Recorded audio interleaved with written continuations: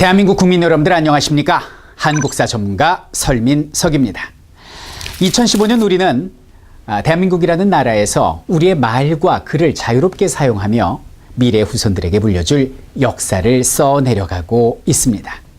하지만 지금으로부터 70년 전 우리의 선조들은 어둠의 시대를 거쳐 빛과 같은 광복을 맞이하게 됩니다. 내 나라를 잃고 마을을 잃고 이름을 잃고 살아야 했던 35년 동안 우리의 선조들은 치열하게 우리의 것을 일본으로부터 다시 찾기 위해서 숭고한 목숨을 바치며 투쟁했습니다. 그 시작을 알리는 한마디. 1919년 3월 1일 서울 종로 탑골공원에서 이렇게 시작됩니다. 대한독립 만세.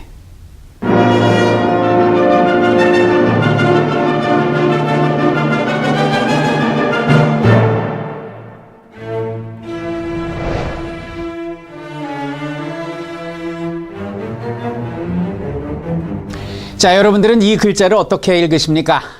최근에 한 방송 매체에서 학생들에게 한번 읽어보라고 했더니 3.1절이라고 읽더라. 정말 가슴이 아픈 현실입니다.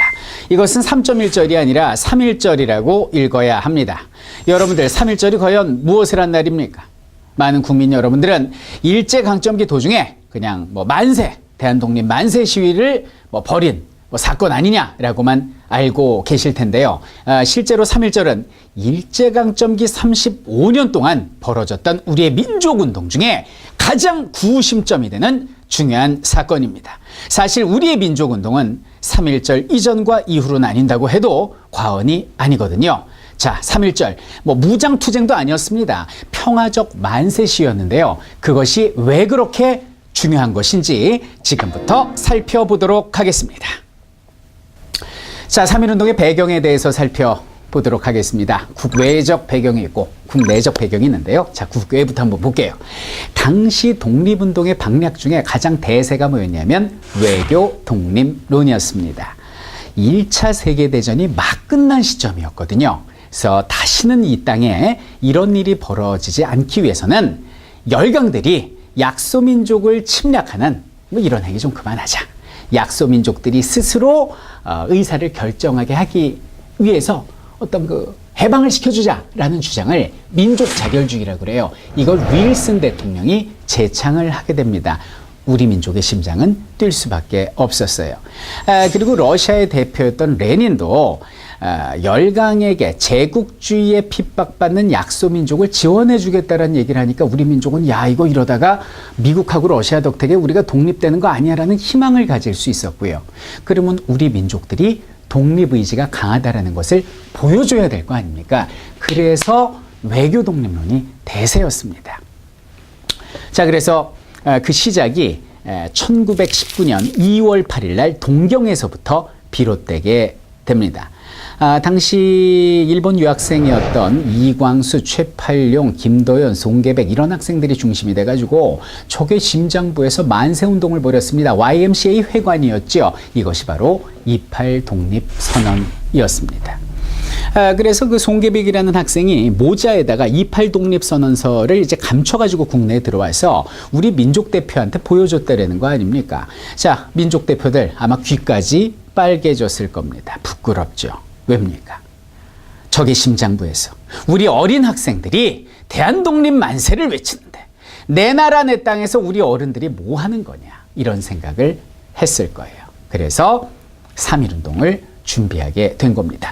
우리 독립의지를 온 세계에 알리려는 평화적 만세 시위였죠. 두 번째로 국내적 배경은 뭡니까? 바로 고종 황제의 죽음입니다. 갑작스럽게 돌아가셨어요. 그러니까 백성들 사이에서는 일본이 우리 황제를 독살한 거 아니냐라는 소문이 퍼졌고 지난 10년간 일제의 군합발에 짓밟힌 그런 억울함이 여기까지 터져나오기 직전의 상황이었다. 이것도 하나의 배경이라고 할 수 있겠습니다. 자, 그러면 3.1운동은 어떻게 전개가 됩니까? 일단은 기미독립선언서를 써야 했어요. 그래서 최남선이 기초하고 만해 한용운 선생님께서 추가를 하신 독립선언서가 제작이 되고 그것을 태극기와 함께 은밀히 인쇄하게 됩니다. 그럼 독립선언의 날짜는 언제로 할 것이냐? 이걸 가지고 33인이 모여서 회의를 하게 됩니다.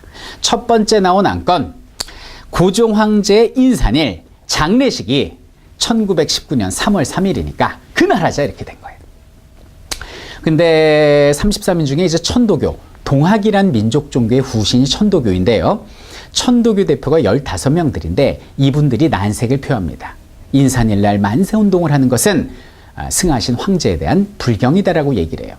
그러면 3월 3일이 아닌 3월 2일로 가자라고 얘기를 했는데 이건 또 16명으로 구성된 기독교 대표들이 반대를 해요. 왜요? 그날이 바로 주일이기 때문입니다. 그러면 오케이. 그 전날인 3월 1일 토요일로 하자. 뭐 사람들도 많이 모이고 하니까 그럼 토요일로 하고 그리고 장소는 탑골공원 파고다공원에서 하자라고 이야기를 한 거죠. 그래서 대표들이 기미독립선언서를 이렇게 읽으면은 학생들이 모여서 그것을 태극기하고 기미독립선언서를 일반 백성들한테 나누어 주고요.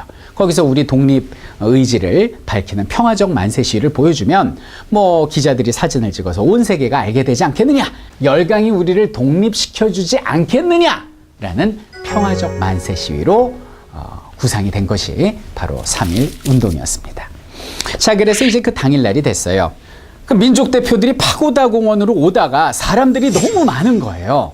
야, 여기 파고다 공원에서 만세 시위 벌였다가 괜히 이게 일이 점점 커지고 폭력 투쟁이 되면 안 되겠다라는 걱정이 들었는지 당시 명월관의 분점이었던 요리집 태화관으로 발길을 돌리게 됩니다. 그러면은 우리가 알고 있는 3.1 운동은 누구의 주도로 현장에서 이루어진 겁니까? 바로 우리 어린 학생들의 주도로 이루어집니다. 아니, 학생들은 기다려도 어른들이 오질 않는 거예요. 그때 무슨 모바일 폰이 있습니까? 메신저가 있습니까? 이게 영문을 모르는 거죠. 야, 우리 무섭다. 그냥 집에 갈까? 무슨 소리야? 우리가 이렇게 준비를 했는데 어찌 갈 수 있어? 라고 하면서 한 학생이 연단으로 뛰어 올라갑니다. 그리고 기미독립선언서를 낭독하기 시작하죠. 5등은 자해야, 초선은 독립국임과를 외치게 됩니다. 그러니까 사람들이 모야 그러면서 모이게 되고요. 그때 학생들은 준비된 태극기와 선언서를 나눠주게 되죠.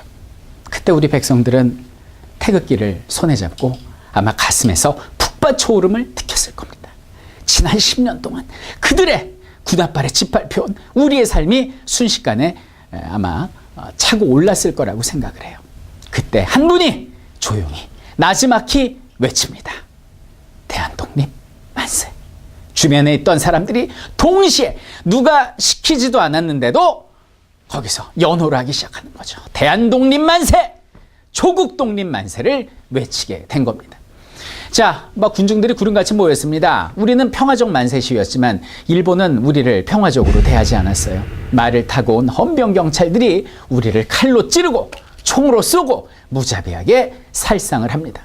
한쪽 팔이 떨어지면 그 반대쪽 손으로 태극기를 집어올리고 그 다른 한쪽도 일본이 해치면은 입으로 태극기를 물어서 만세를 외칠 정도로 우리는 그날 우리의 독립의지를 세계 만방에 외치게 됐습니다. 이것이 바로 3.1 운동이었죠. 자, 3.1 운동은 서울 종로에서 시작이 되어서 중소도시로 그리고 전국적으로 만주, 연해주, 일본, 미주 할 것 없이 전 세계적으로 번져 나가게 됩니다. 자, 3.1 운동에는 영웅이 굉장히 많이 계시죠. 아마 민중 한 분 한 분이 모두 영웅이 아닌가라고 생각이 됩니다. 자, 그중 대표적으로 유관순 열사 이야기를 해보도록 하겠습니다. 당시 유관순 열사는 이화학당에 다니던 1학년 학생이었습니다. 지금으로 따지면 한 중학교, 고등학교 1학년 학생 정도 되는 그런 작고 예쁜 순수한 여학생이었어요. 근데 만세 소리가 막 학교 담장 밖에서 들리게 되니까 본인도 나가서 만세를 외치려고 그랬죠. 근데 그때 이제 미션 스쿨이니까 담당 선생님이 프라이 선생님이셨는데 이분께서 막았다고 그러죠. 얘들아, 너희를 저 위험한 곳으로 보낼 수 없다. 정 나가고 싶으면 나를 짓밟고 나가거라라고 말씀하시고 우리 유관순 열사께서는 선생님 죄송합니다. 나라를 살려야겠습니다. 라고 말을 하고 그 옆쪽 담을 넘어서 밖으로 나가시죠. 그리고 만세운동을 벌이게 됩니다.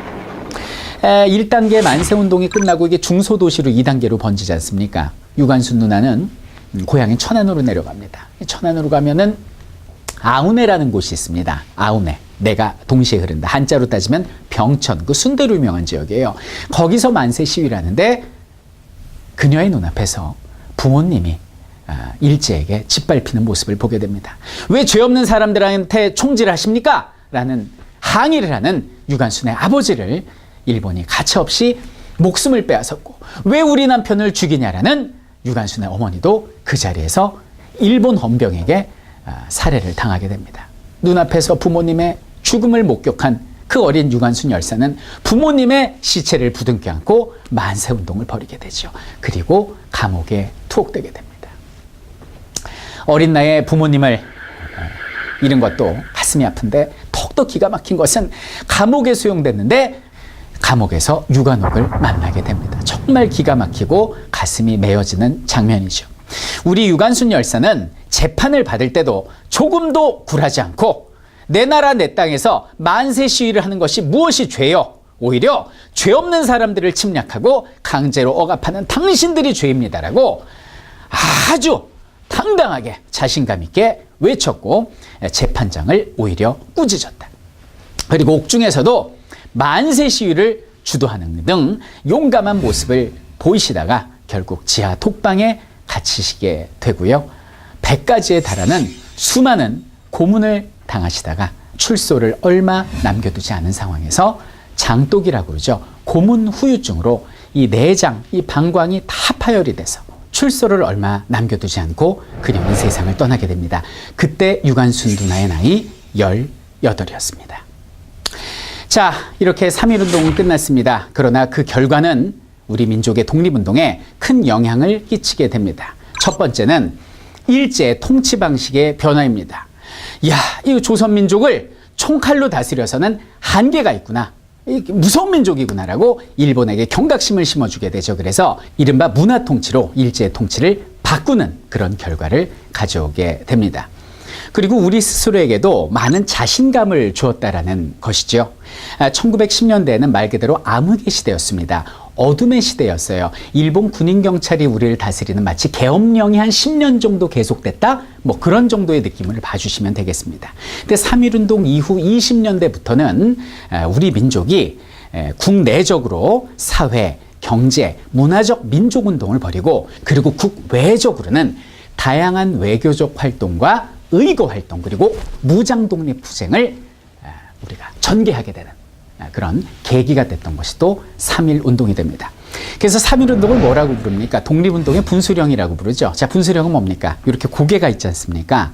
비가 내리면 비가 양쪽으로 이렇게 흘러내려가잖아요. 그래서 가운데 그 물을 가르는 그 고개를 분수령이라고 부르는데, 바로 여기는 1910년대는 어둠의 시대였다면, 억압의 시대였다면, 이 3.1운동이라는 분수령을 넘어선 20년대, 30년대부터는 우리의 독립운동이 활발해지게 됐다. 그 계기가 바로 3.1운동이었다라고 말씀드릴 수 있겠습니다. 마지막으로 당시 열강에 억압받는 약소민족들의 독립운동에도 영향을 끼쳤는데요. 영국한테 지배를 받았었죠. 인도, 무장 비폭력주의를 외친 간디의 독립운동에 영향을 끼친 것이 우리의 3.1운동이었고, 그리고 중국의 그 천안문 광장에서 중국 학생들과 인민들이 모여서 반제국주의를 외친 중국의 5.4운동에도 영향을 끼쳤던 것이 우리의 3.1운동이었다라고 말할 수 있겠습니다. 이렇게 많은 이들의 희생으로 인해서 우리는 자유롭게 꿈을 꿀 수 있게 되었고, 그 꿈을 현실로 만들어가고 있습니다. 그분들이 흘린 피, 그리고 눈물을 우리는 잊지 말아야 할 것입니다. 바로 그 독립운동가 분들을 우리가 모두 기억하고 그분들의 행적을 알 수 있게 국가 본처에서는 이달의 독립운동가를 한 분씩 선정하고 있습니다. 2015년 광복 70주년을 맞는 올해 그 어둠 속에서 빛을 이끌어내는데 첫 외침을 알린 3.1운동, 그리고 3월의 인물 바로 박인호 선생님이 있습니다.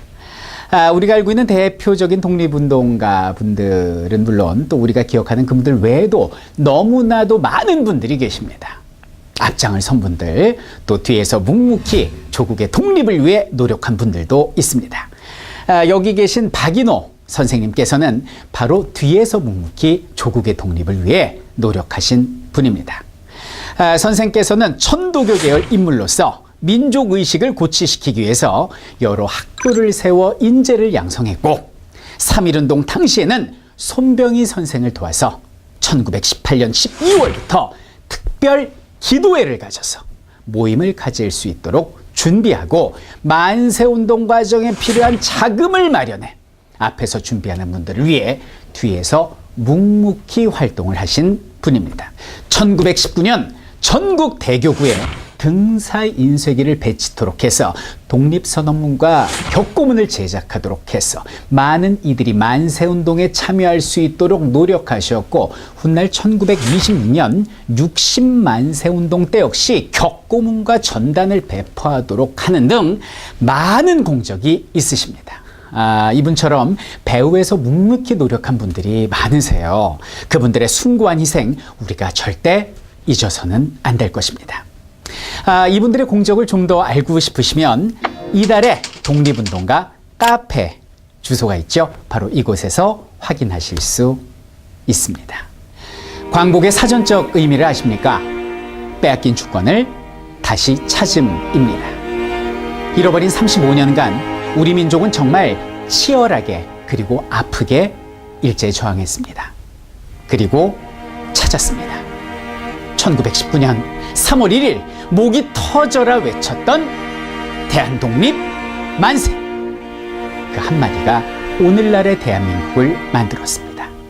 이제 다시는 그런 아픔의 역사가 이 땅에 일어나지 않도록 우리는 그날의 역사를 소중히 기억해야 할 것입니다. 대한독립 만세!